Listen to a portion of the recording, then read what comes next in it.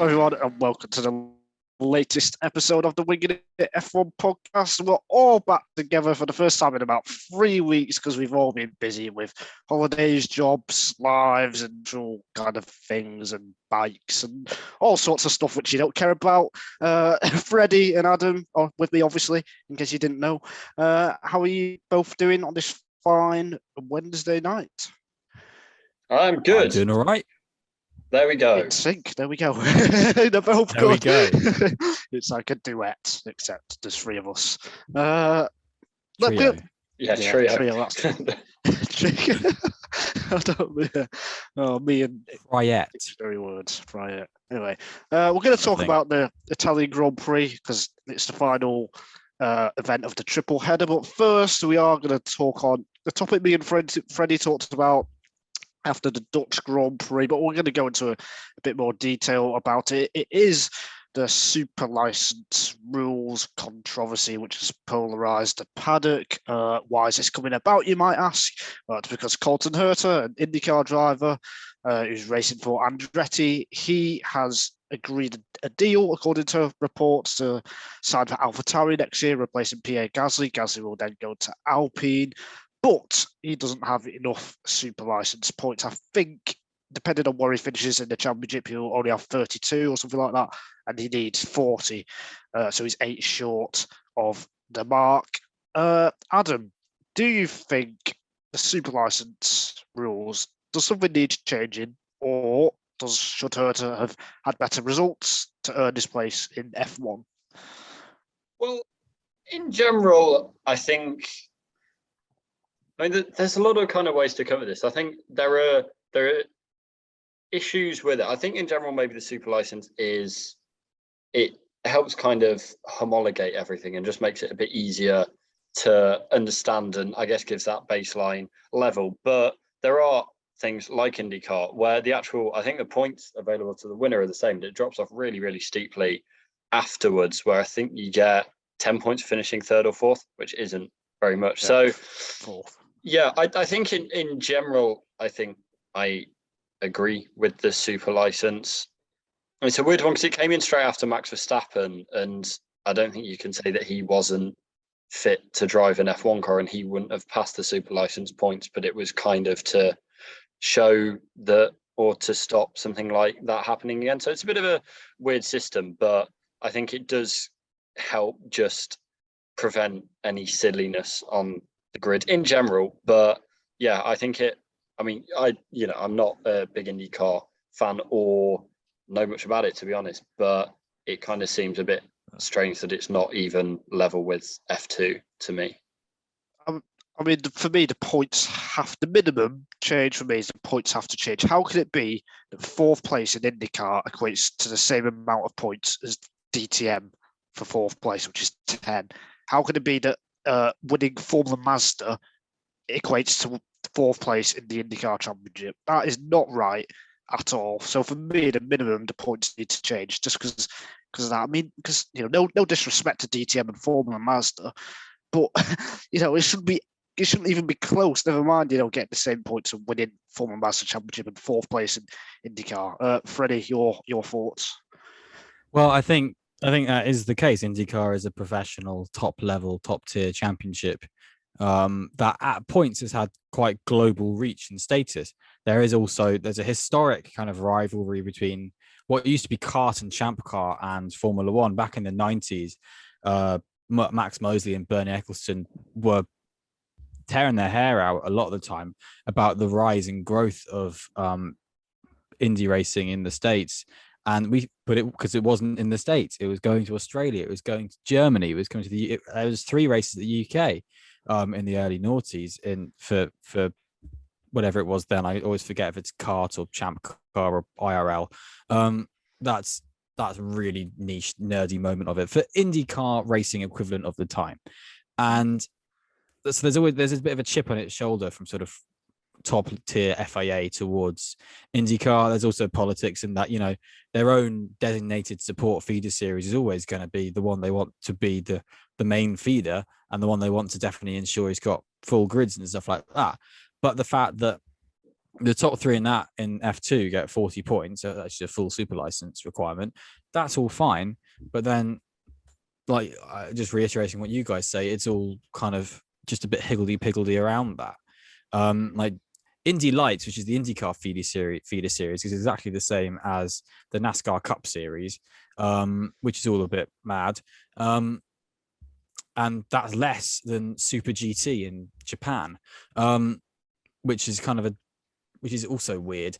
It's all just a bit kind of pulled out of a hat. I think the Colton Herta situation that's brought this to light is good that it's brought it to light, because if he had finishing the same positions in IndyCar, if he had done that in Formula 2, he would have 68 points rather than 32.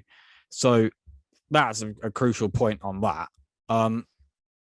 Whether you think he really deserves the super license based on where he's finished in IndyCar, because he doesn't have the super license, but if he had finished second or third in IndyCar in the last couple of years, he would have a definite super license, and he hasn't done that.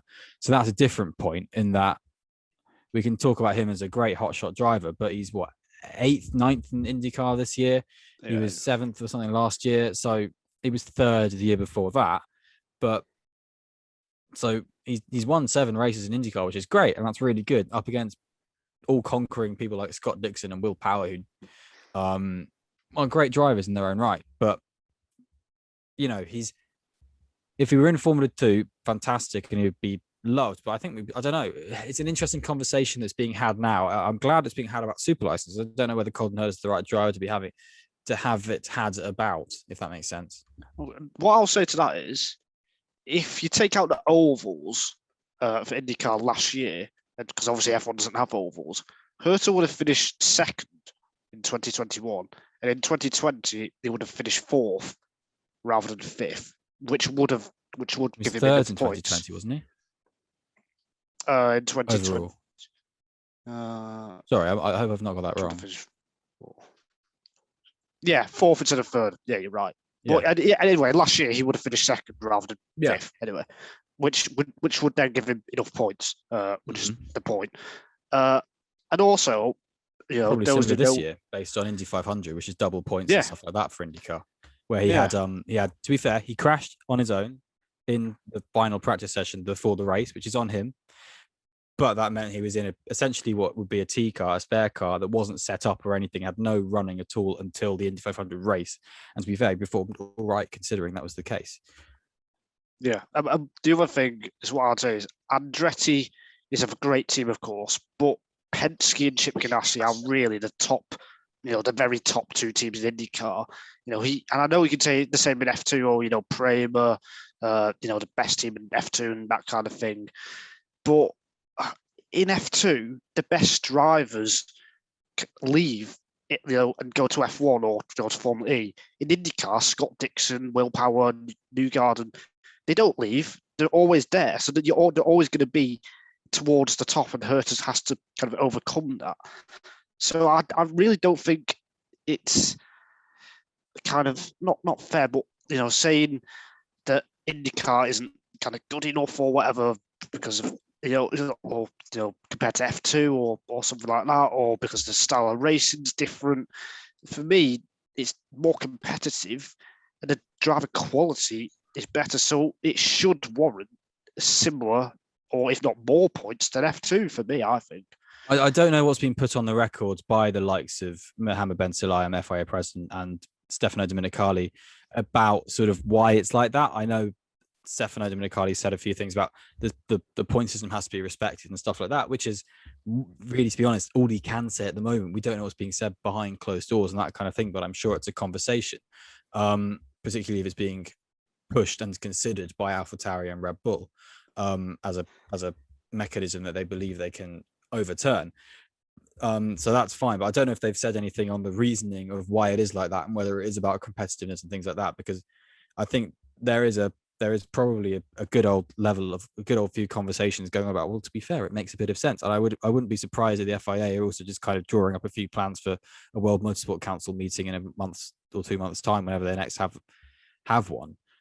Because to be honest, I haven't heard anything from them that's basically saying like, no, we're going to stick to it. This is the reasons why. I don't know if you guys have, but I haven't read anything or heard any interviews that have said that have had them directly kind of slating it Formula 2 as way better than IndyCar as a proving ground, to be fair to the FIA, which is a weird thing to say.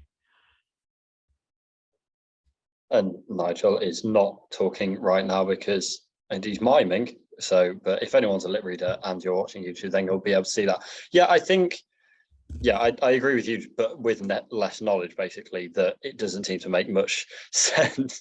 Less in the, well, yeah. It doesn't seem to make much sense that that's the case. I would say, like, for HERTA, will he regret, I mean, F3 Asia Winter Series isn't a thing anymore, but there are kind of things like that where you can kind of stat pad yourself. Do you think he will regret not looking at something like that and giving himself the option?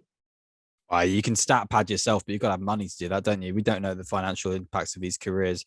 No, I don't know if there are money pits and things like that, but if you're focusing on an Indy Lights campaign, you're not going to think about, I'm just going to go and do an F3 Asia or a Toyota Racing League kind of thing, just because that would realistically just throw a spanner into works of other contract deals and things like that. Particularly in America, where there's such a big thing about Honda and Chevy and IndyCar. If you're setting yourself up for IndyCar and trying to attach yourself to a team, you're definitely not going to do anything with Toyota in New Zealand or something like that, or any sort of rival companies and things like that, because there's a higher level of kind of what's association for that's earlier in America, really. So if you're setting yourself down the line of the US tier, then you've got to focus on that, really.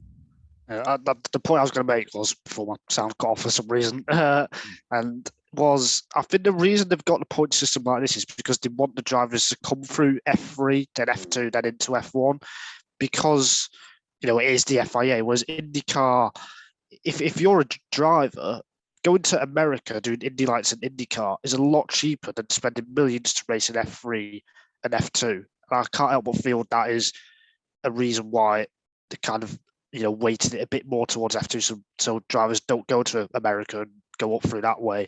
Instead, that would be my guess. Do you think that's wrong? Like, it is their series at the end of the day, and it's their system that, it's not, F1 isn't a kind of right. It's not like, I guess, the World Cup or something. It is, within that.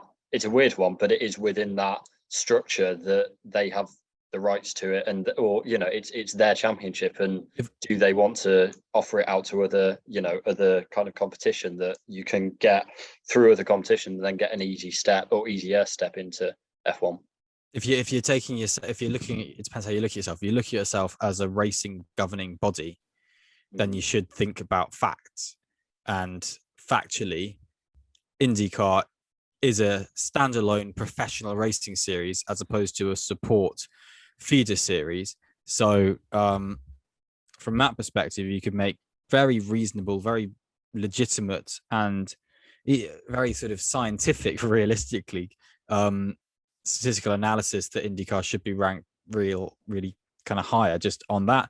But it's not, I don't know, as much as FIA says it's a governing body, it's a, like you say, it's an owner, it's a stakeholder, it's a business, and things like that. So it does make sense to hedge your bets and to make, to look after your own kin of a racing series. But I still prefer to have it a bit more kind of to the point, if that makes sense. Yeah, I think so. Yeah.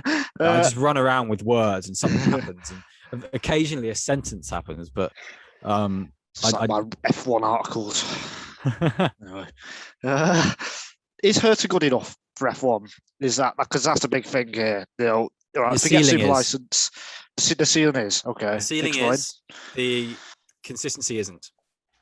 I think that's a fairly simple way of putting it. You look at his moments in IndyCar where he is obliterating the field. He's wiping the floor. You look at the Indy GP this year. To be fair, the only one he's won. But I mean, yeah, Nigel, you're saying 4 because it's one of those drives you think, I think there's only a couple of drivers I've really watched where I've thought, God, they're unbeatable. And that's Hamilton, Schumacher, Vettel, and Verstappen, and Herta in that race. So it's kind of like it's no foot wrong, even when he has a kind of half spin in a way. You know, if you ever see MotoGP or a World Superbikes, and talk about people like Marc Marquez, Fabio Quartararo, and Toprak Razgatlioglu, and the way they can save and manipulate a bike, you don't really see things like that on cars very often. Maybe Max at Brazil 2016, and Herta at Indy this year in the wet, the way he was able to manipulate that car to just keep it going, to hold it and to catch it. That is sheer driving skill. Not quite the BMW ads, but like it's it's impressive. But it's when he can get there. And I've had this conversation with you before, Nigel, about IndyCar, just in general, and with friends of the podcast and people who I know, that I think Herta's a bit hamstrung by Andretti and by the fact that his like team manager, race engineer is his dad, Brian Herta, who was an excellent driver in his own right and so on, and deserves praise for that. But I do think that's a kind of an easier context to get frustrated in, to be less kind of professional, because you're in a bit more of a comfort, which in some ways can be positive, but I think it can be a negative. So I think a change of environment could actually be quite good for Herta. But that's so those are my not 2 cents, my billion cents. Yeah, go watch those 2 laps after the pit stop. It was like lap 12, lap 13 when it started raining on dry tyres. The Indianapolis GP. It was in May. Well, go find out on YouTube. Adam, your thoughts? Is Herta good enough for F1? Do you think? As I say, I'm not a kind of avid IndyCar watcher. I think he's good enough to earn a shot, because I think that's, if you look at what he's done compared to other people coming into F1, then I think it's there, even if the super license doesn't reflect that. But the question I was going to put to both of you is, do you think he's in the top 20 drivers in the world? That's a great question. Really good question. Is he in the top 20 drivers in the world? I think he would definitely be a contender on if he would put things together. I think if you're ranking for the 2022 seasons for multiple championships, I wouldn't rank him in the top 20, but I think he could be in the top 20, if that makes sense, based on what I previously said. He would be a much more exciting prospect in F1 than 7 or 8 drivers on the current grid, and that is why I don't think he's in the top 20 right now. No, I don't think he's proven it enough for us, like Scott Dixon has.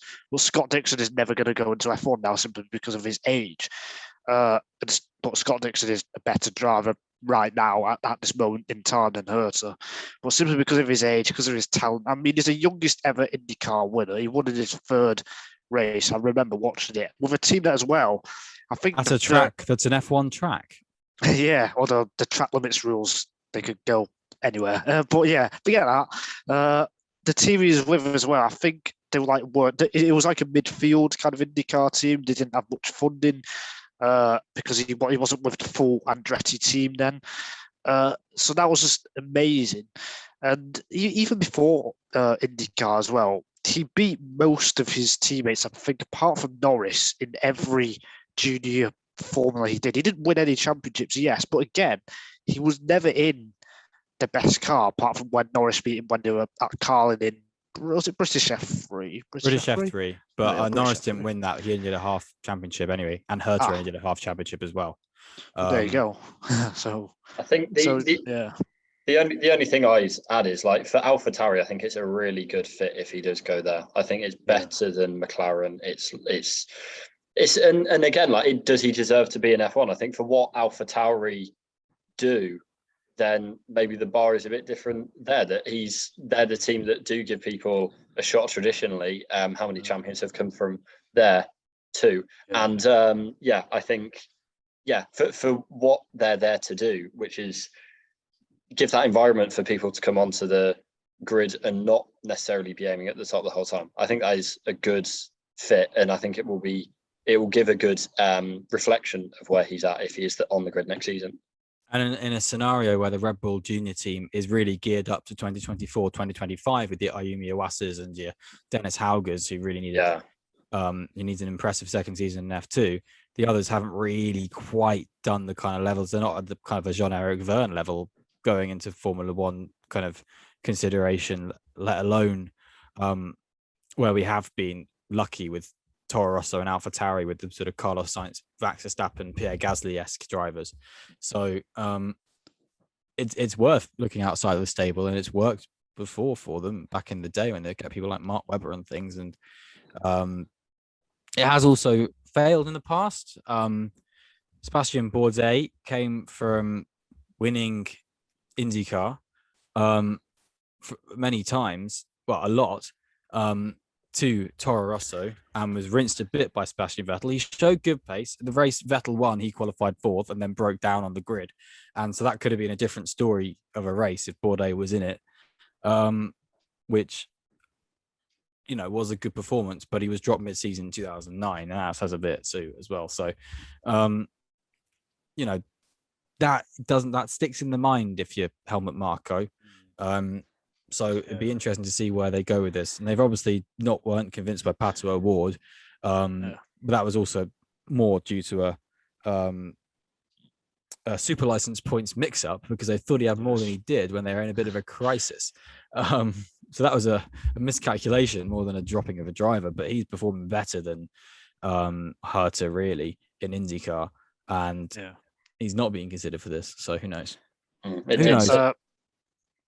Well, I was just going to round that. It's certainly what we've been saying. I've certainly been saying around when we've been doing driver predictions is where's the pressure coming for AlphaTauri? And like Freddie said, they're clearly decided it's not there as of now to be going into F1 from their current crop for 2023. So they have looked elsewhere. I think that's a prudent point. Yes. Helmut Marko says a decision, or he's going to continue talks, and hopefully we'll find something out at Monza. What do we think is going to happen on this last thing? Is HERTA, are they going to make an exemption for him? If they do make an exemption, I know they've said there'll be a decision by the end of this week and things like that. Whether it's announced and stuff, I don't know. But I can't see realistically a decision happening this quickly. I can see this running on a lot longer. And I do think it would need high-level FIA ratification to be able to go through. I don't know if it's just a teams all voting kind of thing, because I don't think that would happen. I don't think they would all agree. So I think that would then need to go further and so on.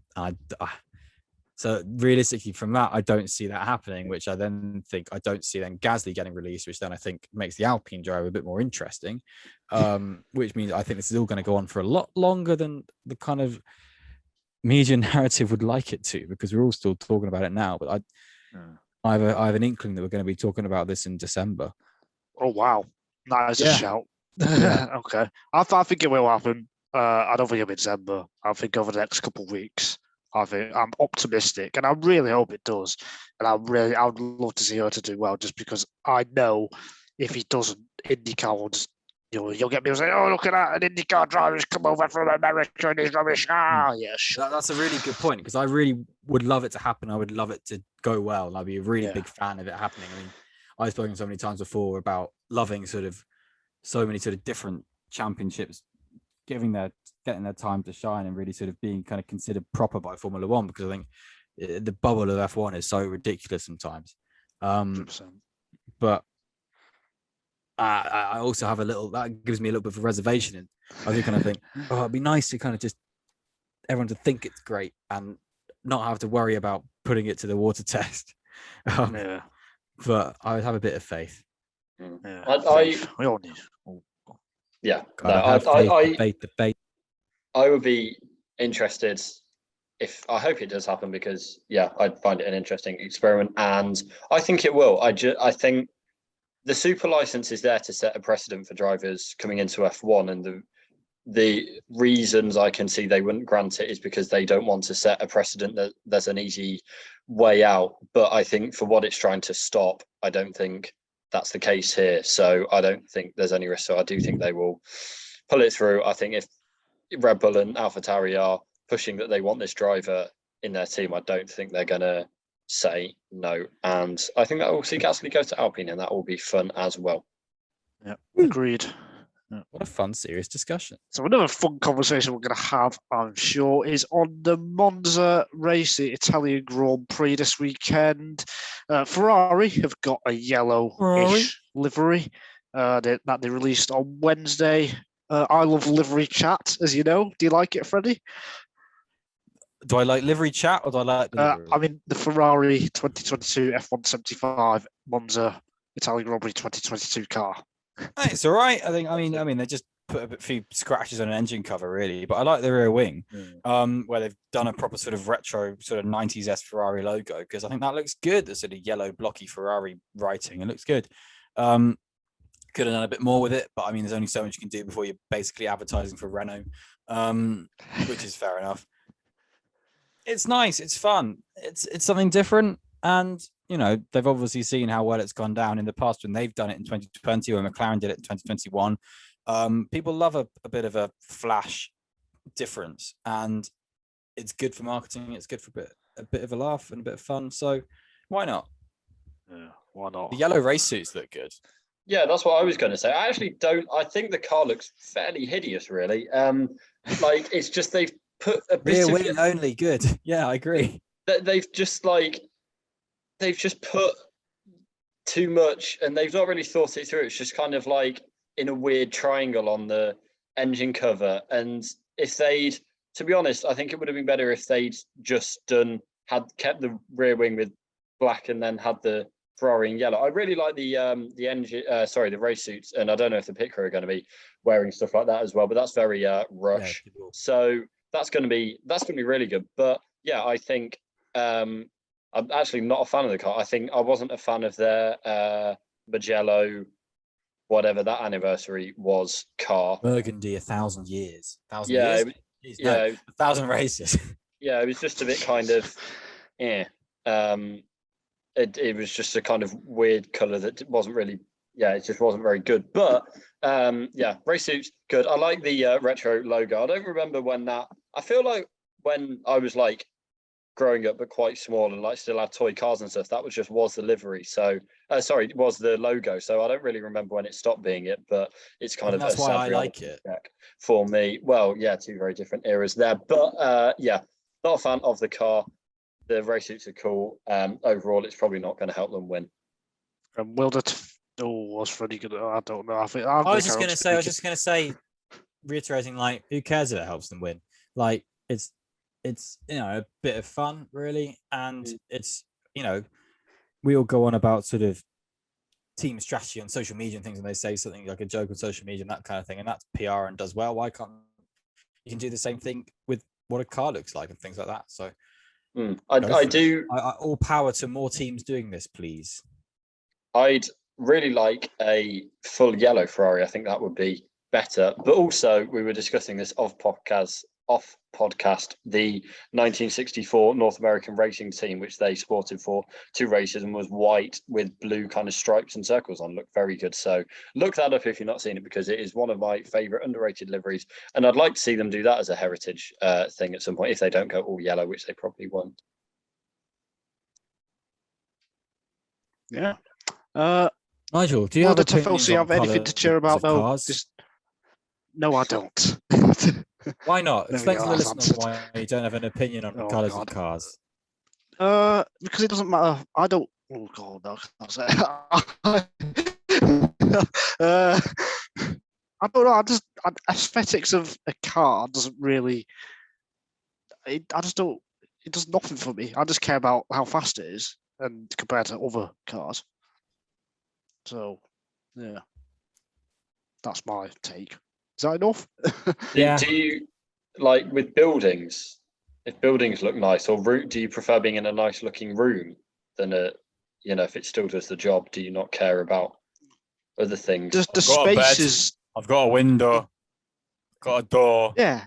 No, the space and the size is more important, and the cost is more important than how something looks. But more important doesn't necessarily mean it's not a bad thing. Like. Yeah, like if but if it can be more. But are you viewing it in that, like, can you not separate it and think, say you're looking at the way something looks and go, well, it looks nice. It's a shame it's slow. Say, I don't know, the 2016 Manor. Like, do you look at that and think, like, do you think, well, because I mean, there is the old saying that a fast car is a beautiful car. But I don't think it works the other way around. I think you can have a beautiful car that's slow, but do you think? I just don't really see beautiful cars for me. What do you see that's beautiful? Oh, people. Oh, that's quite a nice answer, actually. That's probably the only thing, actually. Yeah. About flowers.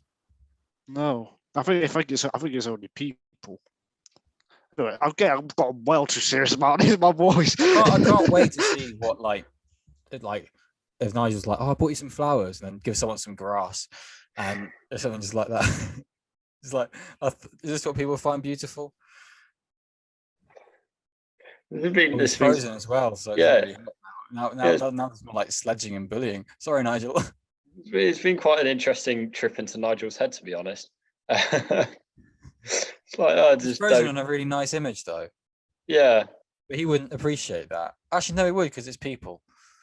It's quite annoying because this would have been a great clip to put up. Well, maybe it still will. We'll see. Well, you'll see if you follow us on Twitter at Winging It F1, and you'll see whether this is up or not. Yeah, there we go. It's all about the plugs. Since we were on it and we're still waiting for Nigel to come back, then I'm at Don't need an adapter for the plug of a Twitter. Hey, there we go. And Nigel's gone. Left the call. So we don't have to do his Twitter. But I'm Adam Dickinson. Let's talk about Nigel was the host, but now as a yeah. Right. So Adam, I'm going to ask you a few questions about Monza. Okay. How many corners? Are Mercedes going to be behind Alpine this weekend? No. In Spa. No. Okay. Why not? I think there's a bit less, I don't know, compensation for the more turny bits of Spa compared to Monza. Mattia Binotto said the same thing about Ferrari. I don't think it's going to help them too much. But yeah, I think they'll be able to kind of redress it or rebalance it through the aero a tad. And I just think they're going to be ahead. I think fundamentally they are better drivers. Do you think Alfa Romeo will be able to get their first points in 7 races at their home Grand Prix? Well, home sponsor Grand Prix. No, because I'm not. I don't know. Even if they are faster, then I think there are better drivers out there. I think McLaren, and I think if you've got Alpine, Mercedes, Red Bull, and Ferrari clear at the top, then that doesn't leave much else coming in, and I don't really rate Alfa Romeo. I think they could, but on pure pace, I don't really see it. But I could be wrong. Nigel, you're back. We're talking about Monza. Freddie's quizzing me about Monza. There's been a power struggle. Yes. Yeah. Internet went again for about 5 years. Yeah, we noticed. Yes. I'm just going to talk about. I think Red Bull are going to walk it. I think Sainz is going to have a grid penalty, unfortunately, so he's going to be out of contention. And then the Red Bull straight line speed, thanks to the aerodynamics and the power unit, I think it's going to be a 1-2. I think Verstappen's going to win his 5th race in a row, remarkably. I don't really expect too many fireworks, unfortunately, this weekend. I was quite enjoying Freddie just throwing questions at me. It was quite fun. Right. You can carry on. Moments come. But I broadly. Will Lance Stroll continue his streak of out qualifying Sebastian Vettel? The streak being 1 race, but anyway. That's cruel. That is cruel. Well, they've got previous at Monza, so it could be a big turf war. And Stroll has previous of starting 2nd at Monza. Yes, he's done that twice. Yeah, technically, both times he's dropped back. So who knows? Do you think Do you reckon Albon will be able to get into Q3? Nigel? Yes, I think Williams are going to have a great weekend. I think straight line speed, which is what Monza's all about. I think you can definitely get points and definitely get into Q3. Yeah. Adam?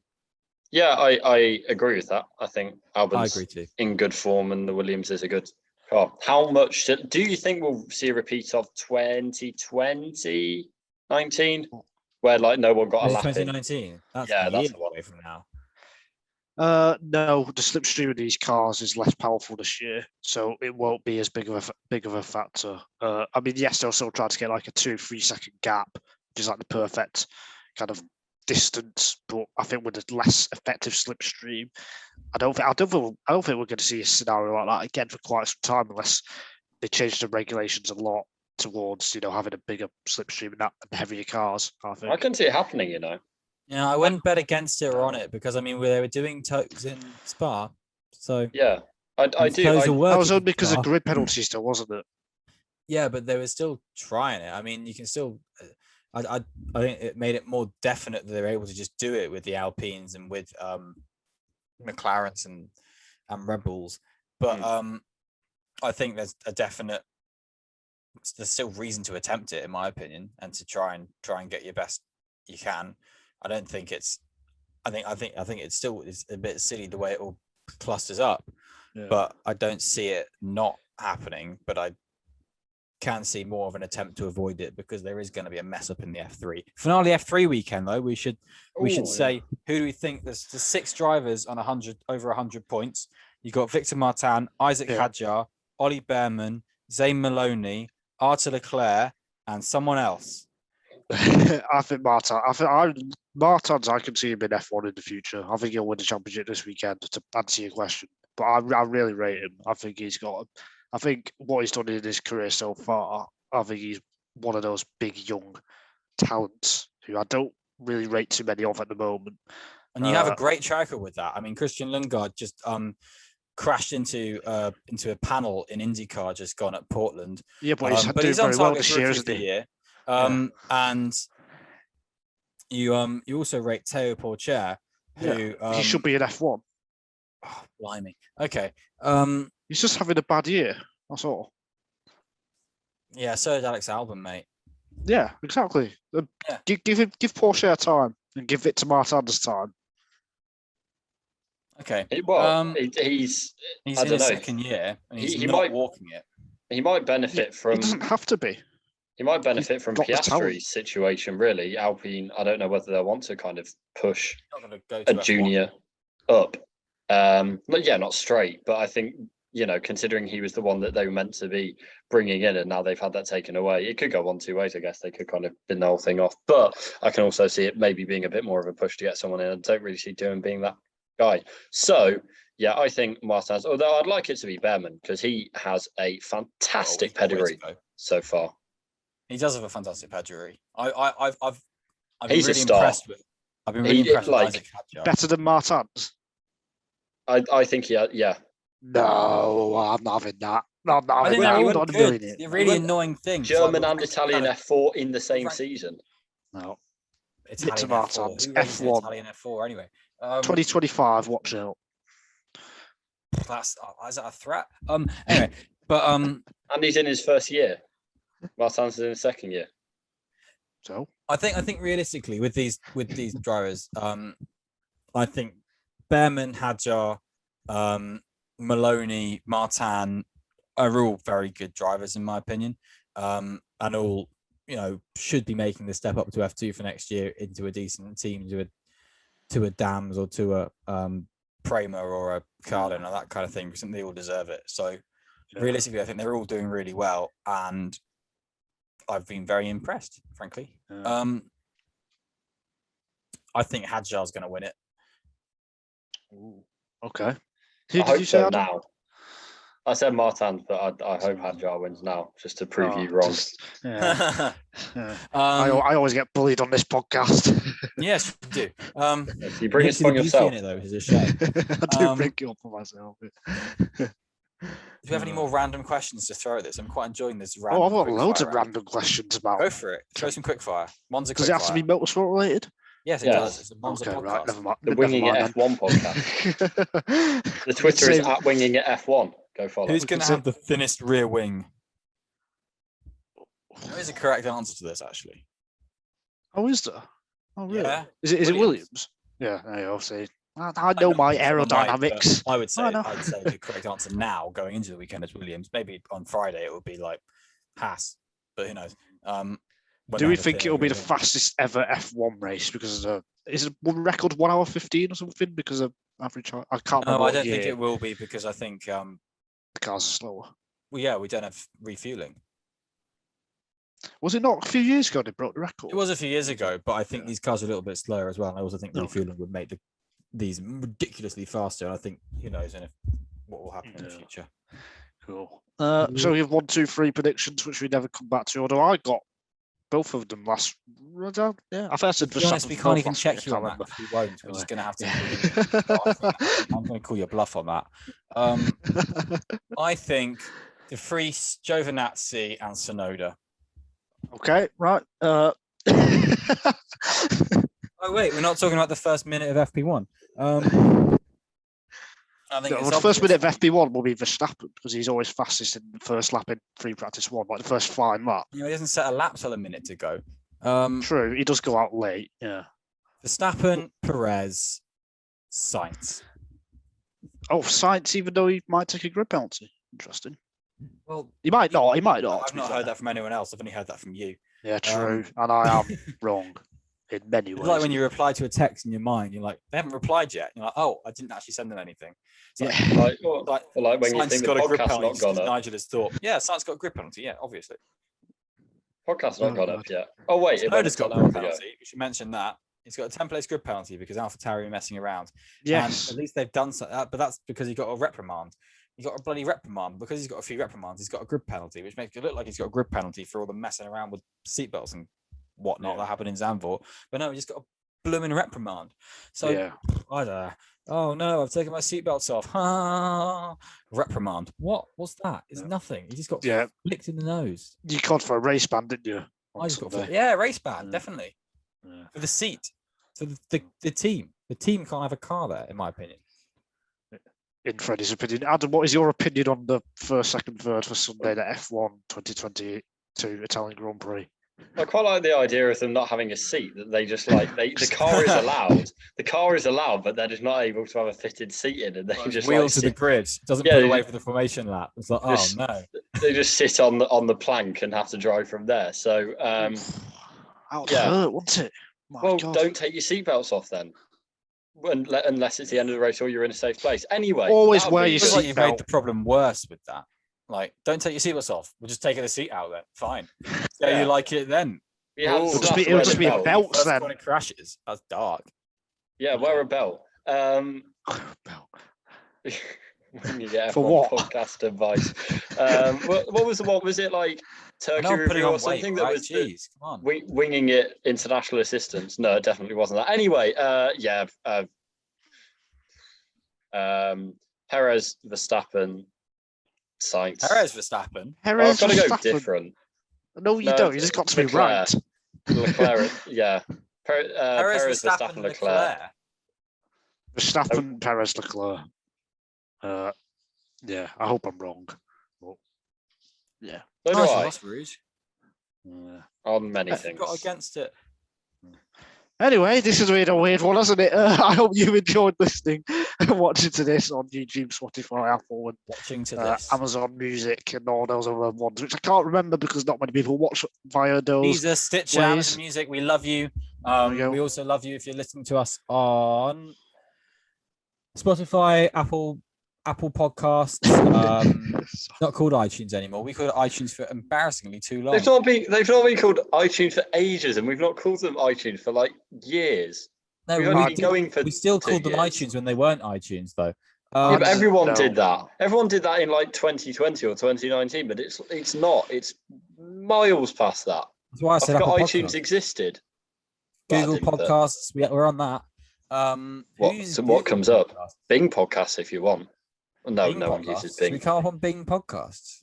No, if you Google podcasts, then you know what comes up. Probably more. Hey, there we go. That. And that is why this podcast is going to 40 minutes. I try to remember where I've added us. I added us to many random places. Whatever's on if you listen on YouTube, whatever's on the little thing at the bottom says check us out on audio. This podcast has been going on so long, my laptop's just turned on its do not disturb. So read into that what you will. Where else can you find us? You can find us on Twitter at WingingItF1, at FredCoach1999, at Nigel C. Journal, at Adam Dickinson. Oh, well, we're going to say bye now because this is getting a bit weird. Check the bio for our Twitters because that's actually a better place to do it because Nigel said it way too fast there for anyone in the car. Anyone in the car. If anyone's listening to this in the car, I'll give you 10 grand to pull over. Right, okay. So just, if you're in the outside lane, indicate now. Okay, right. Give it a bit. Okay, check your mirrors. Mirror signal maneuver. Right. Oh, go there's a again. traffic jam. Hang on, you Okay. can't turn. You have to stay in the same Well, no, lane. Nigel, we can't ask people to go on their phone in the traffic jam. Now we've got to wait longer if it's a traffic jam. It's got to wait for the traffic to clear. All right. If the traffic's clearing, pull into the nearest services and follow at Winging It F1. That's WINGINGIT F1. And that's on twitter.com, which is TWITTER full stop COM. So there's the wrong way around there. So just press the 15 seconds back thing. And once you've followed that, you'll be able to find our personal Twitters on there. I won't read them out now just because I value my own sanity, even though these guys want me to read everything out. How rude. But right, that's enough from Freddie. Thank you very much for listening, and goodbye.